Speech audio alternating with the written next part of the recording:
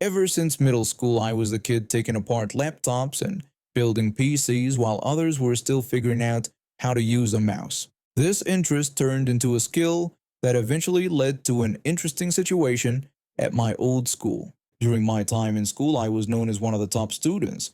I had a great memory which helped me excel academically without much effort. This earned me respect from most teachers, especially my classroom teacher, who was this wonderful older lady who always looked out for me. About a week before the coronavirus lockdown started, I got a call from the IT teacher who I'd formed a friendship with during my school years. He was around 30, which made it easy for us to connect despite the teacher-student dynamic. The IT teacher called me and asked if I wanted to earn some extra money by helping him modernize the computer lab at school. I asked if the head teacher had approved this plan, and he confirmed that she was on board. He explained it would be simple work involving upgrading components and adding a new switch. I agreed, and the next day I showed up at my old school ready to work. The job was straightforward: replacing RAM, swapping hard drives, and doing general upgrades to about 15 computers. The IT teacher mentioned I could keep any of the old hard drives since they were already wiped and would otherwise be discarded. As we worked, the IT teacher told me about some staff changes at the school, including a new physical education teacher. He also mentioned there was a staff gathering later that day and invited me to meet everyone after we finished our work. Later, the IT teacher had to help the head teacher with her computer. She was in her 50s or 60s and not very tech savvy. So I continued working alone in the computer lab. I was removing hard drives from the computers and putting them in my backpack as the IT teacher had offered. While I was working on one of the teacher's computers, which needed more attention than the others, I heard someone yell from the doorway. The new PE teacher shouted at me, demanding to know what I was doing and ordering me to return to my class immediately. I tried to explain, but he interrupted me. He accused me of being a thief and stealing the computer. When he walked closer and saw the components in my backpack, he became even more agitated. He threatened to get me expelled and said he would call the police. I attempted again to explain that I worked there, but he cut me off. He insisted that he knew I was a student and demanded to know which class I was from.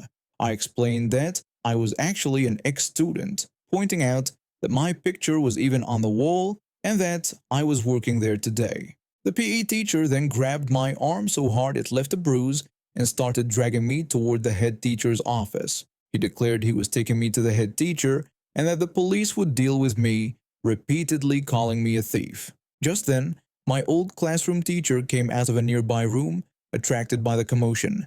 She asked in shock what was happening. The PE teacher explained that he had caught me skipping class and robbing the IT room. My classroom teacher asked if I was okay and demanded that the PE teacher release me immediately. The PE teacher insisted he was taking me to the head teacher and calling the police. My classroom teacher responded angrily, saying she would call the police for me, not on him, and again demanded he let go of me. As this argument was happening, the IT teacher returned with the head teacher. They both looked shocked at the scene. The head teacher demanded to know what was going on. The PE teacher claimed I was stealing school property. The head teacher ordered him to let go of me, explaining that I was a former student and a temporary worker helping with the IT room modernization. She then suggested that it was the PE teacher whose employment might be temporary now. After the PE teacher finally released me, the head teacher called the police. They showed up quickly and the head teacher showed them footage from the security cameras in the IT room. The PE teacher was led away in handcuffs for assaulting me on school grounds. The next day I learned that the PE teacher had been fired and banned from working with children due to the assault. I finished the modernization job and even got some cake from the teachers for enduring such a ridiculous situation. The school quickly hired a new physical education teacher who turned out to be much friendlier. Apparently, he had been recommended by the previous PE teacher, not the one who assaulted me, and was looking for work at the time. The hard drives I took home gave me plenty of storage space for my projects, and I had an amazing story to tell whenever someone asked me about my worst work experience. As a flex officer working in hospital security, I bounce between different hospitals in my region depending on where they need coverage. The job has its moments, some boring, some interesting, and occasionally some truly ridiculous encounters with people who think rules don't apply to them. One of my regular assignments is at Memorial Hospital, where we use a marked security vehicle for exterior patrols. It's pretty obvious it's a security vehicle, company logo plastered on the doors and hood, and a light bar on top. Company policy requires us to have the light bar on after dark, both so people can easily spot us if they need help and to prevent anyone from accidentally hitting the vehicle. Our uniforms are also pretty unmistakable. White shirt with company patches, badge with the company logo, hospital ID that clearly says security in bold letters. We wear duty belts equipped with handcuffs, mace, radio, phone case, and flashlights. When outside, I wear a hat with the company logo front and center. You'd have to be trying really hard not to notice I'm security. One quiet night last month, things were moving at a snail's pace. The hospital was unusually calm with few visitors and no emergencies. To keep myself occupied, I decided to patrol the parking lots and check for violations. Hospital parking is always a mess, and writing a few citations would at least give me something to do. I didn't have to look long before spotting a shiny BMW taking up 2 parking spaces near the main entrance. This wasn't a case where someone accidentally parked a bit over the line. This was a deliberate diagonal park job across 2 prime spots. Classic entitled behavior. I pulled my security vehicle up so it was clearly visible, turned on the light bar, those blue and red lights flashing away, and stepped out with my citation book. After documenting the violation with photos and noting the vehicle information, I wrote up the ticket and tucked it under the windshield wiper. Then I returned to my vehicle to complete the necessary paperwork for my report. I was just finishing up when I noticed a woman storming toward my vehicle.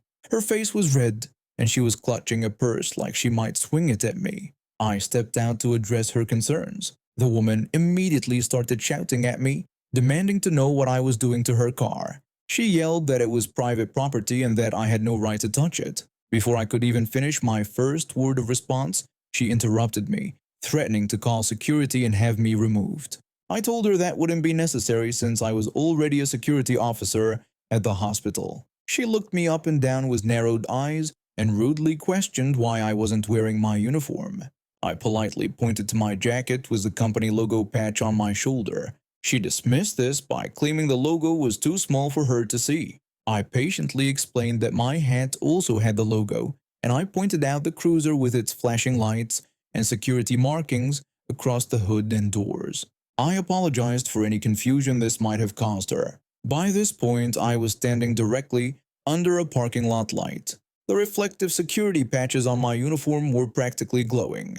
The security vehicle behind me had its light bars still flashing blue and red. Short of having a neon sign above my head, I couldn't have been more obviously security. The woman complained that security staff needed to be more identifiable and claimed she thought I was some hooligan trying to vandalize her car. I was tired and just wanted to finish my paperwork, so I decided to wrap this up by apologizing again for the confusion and wishing her a safe trip home. When I turned to head back to my vehicle, she grabbed my arm and asked if I was going to remove the ticket. I told her that the citation would stand because she was clearly parked across 2 spaces which violated hospital policy. She protested, saying she had explained she didn't know who I was and couldn't be expected to pay the fine. I explained that her confusion about my identity didn't change the fact that she had parked illegally.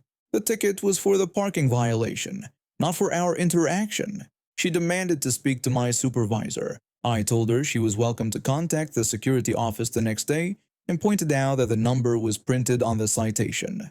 The woman became even more agitated, exclaiming that the situation was outrageous. She tried to intimidate me by asking if I knew who her husband was, revealing he was supposedly the head of cardiology at the hospital. I replied that even if her husband was the hospital CEO, parking regulations applied to everyone equally. I then offered to either escort her safely to her car or end the conversation with the understanding she could take it up with my supervisor the next day. She stormed off to her car angrily. As she got in, I could see her on her phone, probably calling her husband to complain. The next day, my supervisor called me into his office. Apparently, the woman had indeed complained, but it backfired spectacularly. Her husband, who really was a doctor at the hospital, had apologized profusely for his wife's behavior and insisted on paying the fine immediately. He even brought coffee for the security team as a peace offering. My supervisor just shook his head and told me I handled it well. The citation stood, and I got a free coffee out of it. Not a bad day's work for hospital security.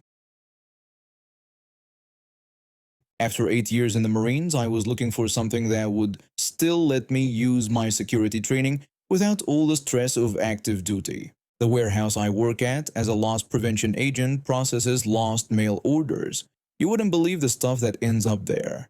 Everything from expensive car parts and jewelry to electronics and even gun parts. Once a week, we open to the public for auctions, selling these unclaimed items at steep discounts. That's when my job gets interesting. Most days, I'm in the security office monitoring cameras, but on auction nights, we need all hands on deck. My team includes several off-duty police officers and a former detective who served the city for 30 years. We need the extra security because the warehouse is in a rough part of town, and the promise of discounted high-value items attracts all sorts of characters. Regular customers are usually fine. They know the drill and follow the rules. It's the newcomers who often cause problems, especially the ones who think their money gives them special privileges. Last Thursday night, I was assigned to parking lot duty. Our lot wasn't designed for the traffic we get during auctions, so someone needs to direct cars and keep people from parking in the employee section. I was standing at the employee lot entrance in my full security uniform. Company polo with security clearly visible, duty belt complete with taser, handcuffs, my loss prevention badge, and my gun. Given our location and history of break-ins, we're authorized to carry. I was directing a family toward the customer parking area when I heard the roar of an engine. A Mercedes SUV came tearing through the lot, nearly hitting several pedestrians, and blew right past me as if I wasn't even there, pulling into an employee spot. A man stepped out with his family radiating entitlement. His expression said it all. I'm better than everyone here. I approached him and explained that he couldn't park there as the space was reserved for employees, and he needed to find a spot somewhere else. The man looked me up and down with contempt. He questioned my authority to tell him where he could park, suggesting I might be trying to save the spot for someone else. I gestured to my uniform, my badge, and the security equipment on my belt, emphasizing that I was security for the facility and repeating that he couldn't park in the employee lot. He dismissed me, accusing me of trying to scam him out of his parking spot. My patience was wearing thin. My Marine training taught me discipline, but it also left me with little tolerance for disrespect. I raised my voice and told him he needed to move his vehicle immediately. He seemed shocked that someone would speak to him that way, then change tactics. He pointed out that he didn't see any other cars in the area, questioning where these supposed employees were.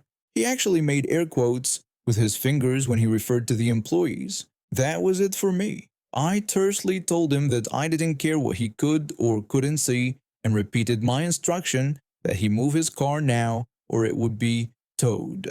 He angrily called me a rent-a-cop and threatened that his father was a retired police officer who knew every cop in the city. He warned that he would make my life a living hell. Little did he know about our connections with the local police department. Between our off-duty officers and our former detective who sits on the police department board, we have excellent relationships with law enforcement. I replied that he could have his father call the impound lot after his car got towed. By now I was speaking loudly enough that other customers were staring. The entitled customer scoffed dramatically and stormed back to his car. On his way, he threatened that I'd made a huge mistake and would be spending the night in jail. He jumped into his Mercedes and sped off, deliberately swerving toward me. I had to jump out of the way to avoid being hit. The whole incident was captured on our security cameras. I immediately radioed my supervisor and wrote down the man's license plate number.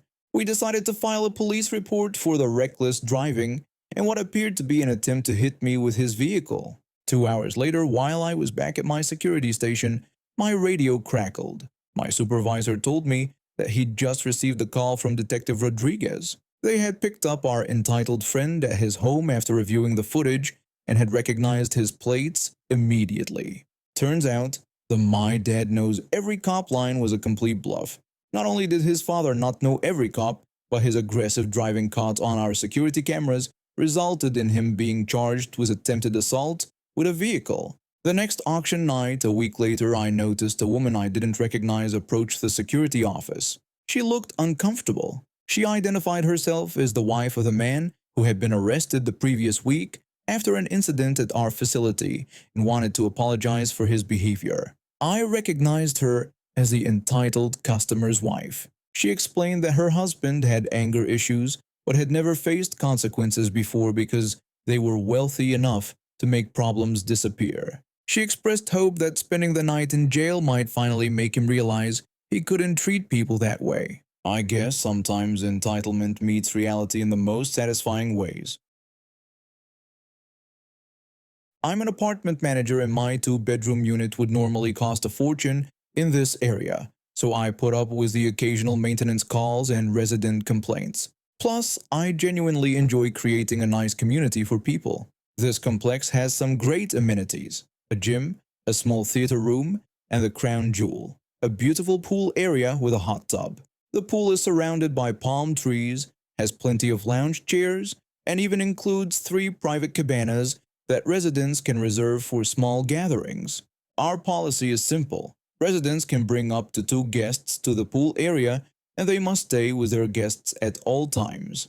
If someone wants to host more than 2 people, they need to reserve one of the cabanas. The rules exist because the pool area isn't massive, and we want to ensure all residents have fair access to the amenities they're paying for. Everything was going smoothly until last Saturday. I was off duty, enjoying a rare day off by the pool with my roommate. We had our books, some snacks, and were planning to relax for the afternoon. Around 2 p.m., a woman I'd never seen before walked in with 6 children ranging from about 5 to 12 years old. They immediately spread out across the pool area, taking over lounge chairs and jumping into the pool with loud splashes. The woman set down her large bag, took out a magazine, and settled into a chair without even acknowledging anyone else. I noticed a few residents giving each other confused looks, and one couple packed up their things and left. After about 10 minutes of disruption, I decided I needed to say something.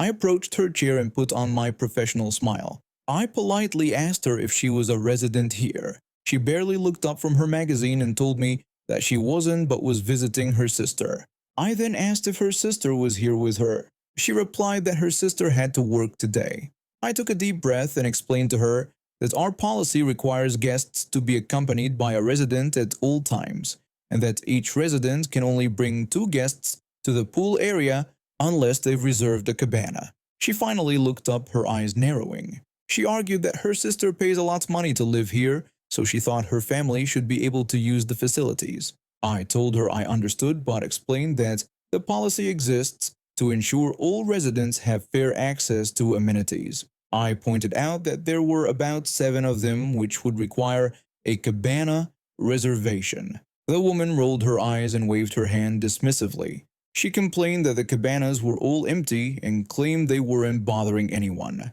I looked around, noticing more residents were watching the interaction now.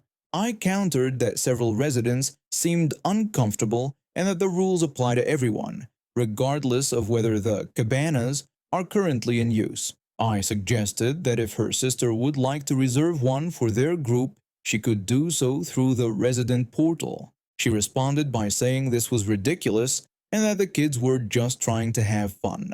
She then demanded to know who I was. I simply said that I was the property manager. Her eyes widened slightly, but she quickly recovered her indignant expression. She said she wasn't leaving and claimed her sister told her they could use the pool anytime. At this point, one of the kids did a cannonball right next to where 2 elderly residents were sitting, splashing them and their books. That was the last straw. I stood up straight and dropped the friendly tone. I told her she had 2 options. Either she and the children leave now, or I would call security to escort them out and her sister would receive a violation notice that could affect her lease. She asked if I knew who her sister was. I replied that I didn't know who her sister was, but I did know our lease agreement, and it clearly states that residents are responsible for their guests' conduct. I then asked her what she was going to choose. She stared at me for a moment, then called out to the kids. She told them they were leaving and added that this place was terrible anyway. When they gathered their things, she turned to me one last time. She threatened that she would be telling her sister about this and that I could expect a complaint. I encouraged her to do so, saying I'd be happy to review the guest policy with her sister as well. After they left, several residents thanked me. One older gentleman even gave me a thumbs up from across the pool. The next day, I did indeed receive an email from the sister apologizing profusely. Apparently, her sister had a habit of borrowing amenities without permission and had told the sister she'd checked with management first. The resident was mortified when she heard what happened and assured me it wouldn't happen again. As a goodwill gesture, I helped her properly reserve a cabana for the following weekend so her family could visit according to the rules. When they came, the sister avoided eye contact with me, but the kids were well behaved and everyone followed the guidelines. I was just glad the resident understood and took responsibility instead of doubling down on her sister.